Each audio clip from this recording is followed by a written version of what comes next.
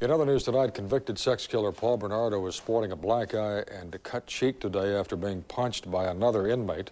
Officials at Kingston Penitentiary say Bernardo was sucker punched as he passed another inmate while returning to his segregation cell after showering.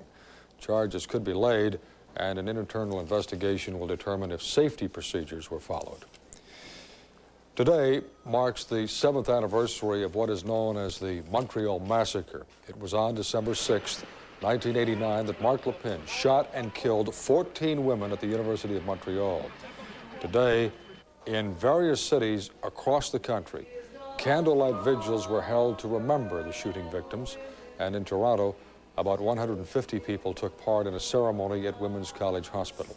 We don't keep reminding people that we have got to look at violence and look at ways to help, for example, children in the schools to deal with conflict, then nothing will ever change. And that's the importance of having these special commemorations. Meanwhile, people in Scotland are remembering another massacre. Last spring, a gunman burst into an elementary school in Dunblane and shot 16 students to death.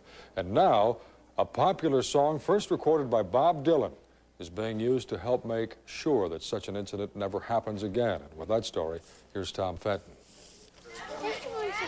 For Duncan Turner and Jack Crozier, time will fade the memories of the massacre in which their sisters died on March 13th, when a lone gunman shot 16 of these children and their teacher in a Scottish school. But from a music store near Dunblane came the idea for a musical memorial that is likely to become a bestseller this Christmas in Britain.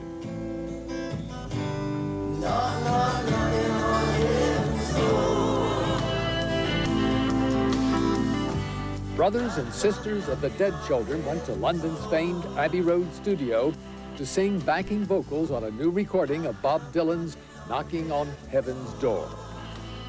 The children and their parents are campaigning for a total ban on handguns. The picture on the record jacket was drawn by 5-year-old Emma Crozier 3 months before she died. You might think of her big sister every time it's played. The father of the murdered Joanna Ross says he hopes his surviving daughter will think of her big sister every time it's played. Profits from the record will go to children's charities in Scotland. The people of Dunblane hope parents will buy it for their children this Christmas rather than toy guns. Tom Fenton, CBS News, London.